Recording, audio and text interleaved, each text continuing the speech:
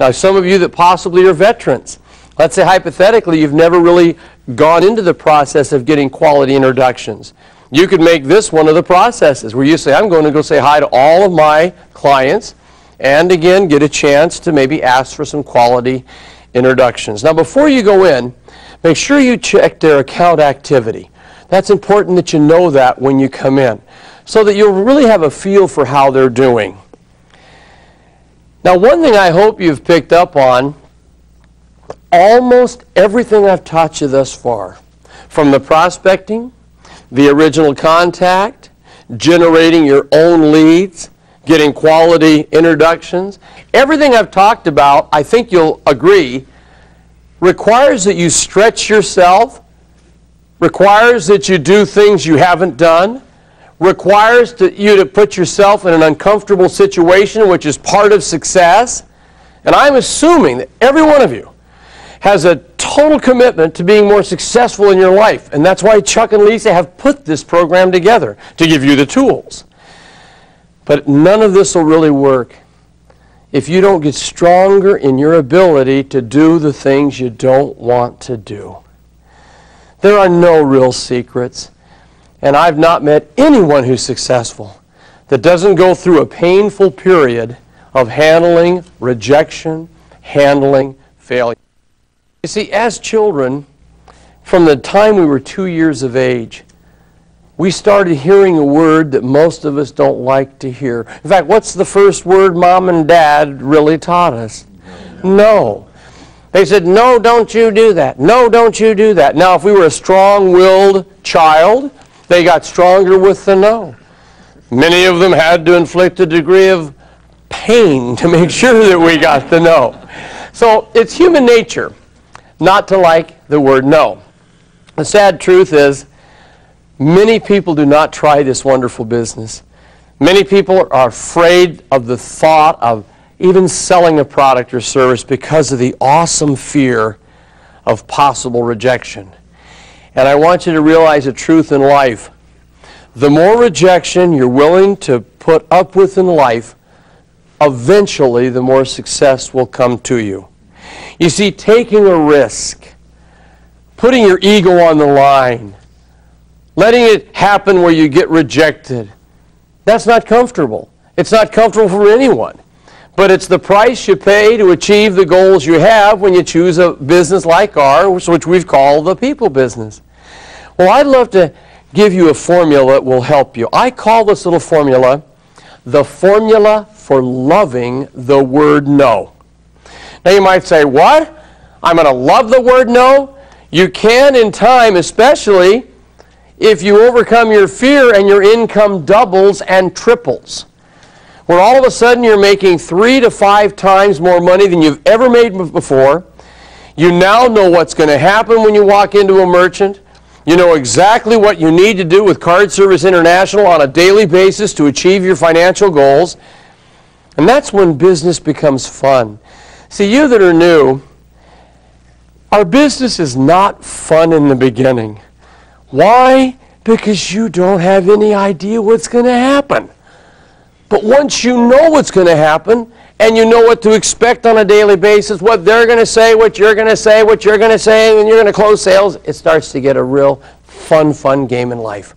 Because that's the way I've always looked at life. It's a big game. You got to suit up every day. You have to play every day, regardless how you feel. Make the contacts, make the calls. That's just part of achieving your goals. But have fun with this formula. Now, make a note. One closed sale equals $400. Now we're taking an average here. If you get the final yes, you walk out with all your paperwork approved, you have installation and training set up, you can say to yourself, average, I've earned my family $400. Underneath that, right, and you joining me, note, 5 qualified merchants. We call these QMs. 5 QMs equals 1 closed sale. Now, as you look at this ratio, I am making this a very low ratio. I know that some of you watching me are getting 3 out of 5, meaning if they're qualified, you go in, present, You will close 3 out of the 5 merchants you present. My goal is to have every one of you watching, going through the system. Within a 3 to 6 month period, you are 4 out of 5 all of the time. You will never close everyone. I wish I could say, become a 100% closing specialist. There are those that are out there, but they are few and far between. There are people that you either don't relate to personality-wise. There are people who just can't understand. It doesn't sink in. And you walk out babbling to yourself, I can't believe they didn't go ahead with me. Are they nuts? That's just life. That's our business. But this formula I'm sharing with you is, let's say you have to go and talk to 5 qualified merchants. You close 1. Well, you got 1 yes, look at the formula, 1 yes, and 4 no's. Now, if you got 1 yes, you earn 400. Now let's take those 4 rejections, those 4 painful no's. We divide them into the 400. And thus each no equals $100. Do you see that? This is how you have fun with rejection. So when anyone says no to you, instead of it hurting you and being negative, you simply say, thanks for the 100. Let's try it. You show up and they're not there and you drove 20 miles to get there. It hurts, but what do you say? Thanks for the 100. You do an eloquent presentation, but they do not accept it. You get a no. Thanks for the 100. See, if you'll put 100 on every negative, you're making it positive. And by the way, if you'll follow up with some merchants, they can give you $400 or $500 of rejection if you just keep coming back. Isn't that right? And now you've made the negative rejection positive instead of negative. And this is part of the game we play. You see, I don't like to say the term selling is nothing but a matter of numbers. I don't want to have you think it's nothing but a matter of numbers, but I will say this. In the beginning, until you build a client base, until you really have the business down, it starts with numbers. How many people will you contact on a daily basis? How many times will you sit at a desk or go to a counter making an attempt to close as you get better and better at the art form? Well, you see, here's something that happens to our emotions. When you get rejected and don't handle it properly, it does a thing called increasing stress and anxiety. When stress and anxiety increase, what happens to us is we really want to avoid the possibility of any more rejection. In fact, most people react one of 2 ways when they start getting high rejection and high stress. The first thing they do is they start withdrawing from contacting people. They sit at the desk, they play in the office, they shuffle paperwork.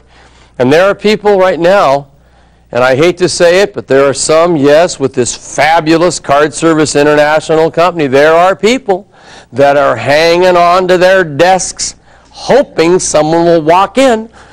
You cannot do that, gang. Too many sales offices in this country are turning into adult care centers. And we can't let that happen. We must get out and talk to more people. So you want to develop strength, and I'd love you to take my attitudes towards failure. You'll see them in your book. I'm going to talk about them now. But I really need you to promise me that you apply them on a daily basis whenever you have any emotional pain. See, if you get rejected and don't handle it, it starts compounding. And after about 2 or 3 weeks of not handling all the little rejections in this business, you start to withdraw from meeting more people, and that's the first step out of the business because you're not making enough contacts. Other types of personalities don't withdraw. They start getting hostile. They lose their temper. They're too abrupt with people. They walk into the merchant and chew them out before they even get started. Now, you're not going to waste a lot of my time because a lot of people are in this business and I'm sick of it. Now, let's start on that basis, okay? No, see, you are never going to get anywhere if you come across with hostility. So how do you keep from withdrawing, sitting around waiting, or getting hostile, losing your temper? You recite, even if necessary, when you're alone, audibly, these attitudes towards failure. The first one, I never see failure as failure, but only as a learning experience. Take every failure in your business and look at it in a positive mode. It's a learning experience. I learned from it. I'm going to go on and continue. See, you will never really learn how to do this business right until you've probably made some mistakes and done it wrong. But if you do things wrong and don't handle the rejection, you're not going to want to continue to do them, and your lack of numbers of contacts, thus lack of presentations, thus lack of sales, drives you out of the business, because if you don't start making money as soon as possible, you won't be here, and we can't have that. So whenever you fail, it's a wonderful what? Let me hear it. A learning experience. The second one is so important. I never see failure as failure, but only as the negative feedback I need to change course in my direction. You see, that's all rejection really is the negative feedback you need to change course in your direction. In other words, what you're kind of saying is, Tom, I won't get to the yeses unless I overcome first the fear of the no's, then handle the no's when I get them. So every no is almost like a directional arrow to the yes. I think a good analogy, and I love it if you can picture this now, the modern day torpedo, as most of you know, is fired from the submarine. When the submarine, it has a goal to fire the torpedo towards the steel hull of the target. When it fires the torpedo, it starts towards the target. The currents in the water push it off course, but then the sonar device in the cone of the torpedo, which is honed in on the steel of the hull, now rejects the course and puts it back on course. It's almost like it starts to turn, and the sonar says no, and so it turns. It might overcorrect, and again the sonar kicks in and says no, you're off course. It then turns and goes back towards the target. Well, see, all of those course changes are a type of rejection towards the torpedo doing what it's doing, which is really no different than the rejection we get in sales. But see, many of you are taking it personally. Now, one of the first keys to success is you got to quit taking rejection personally. They have never rejected you. They love you. You're wonderful. They might just reject the proposal. Their timing was wrong. You didn't have your presentation down. Don't take it personally. See, what would happen to the torpedo? What are some options? If this darn torpedo took the rejection personally, what might it do? Any ideas? Yeah, it might go home. Wouldn't that be cute? Hey, hey! Torpedo's coming back at them. A lot of people in our business are done at 1:30 because they've made one little transaction. They start heading to the barn, heading to the house. Don't do that. You're not going to earn an income in your home. Get out in the street and talk to more people. What else might the torpedo do? Well, as I mentioned, it might refuse to leave. I'm not leaving this office. No one's coming in here, and no one can reject me. Or what else it can do is some of you really start enjoying driving your community. See, I'll just drive. No one's going to reject me as long as the car keeps moving. You've got to stop the car. In fact, the toughest door to open is the left-hand side of a car, to get out and get in front of someone who could reject you, you see. The third one is my favorite, and I can tell just with the wonderful agents I've been with in the room here, and sales reps, and you joining us. Number 3 is, I think, critical for long life and health, and it goes like this. I never see failure as failure, but only as an opportunity to develop my sense of humor.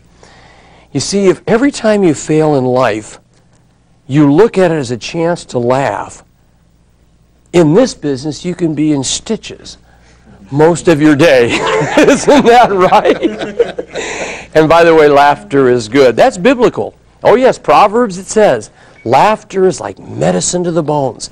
So look at the humor in everything. See, a lot of us have a traumatic experience happen. We go home so depressed, but then we start telling people 2 weeks later and we make it something funny. One of the worst days in my life ended up to be the funniest story in my whole training sessions, but it wiped me out until I looked at the humor in it.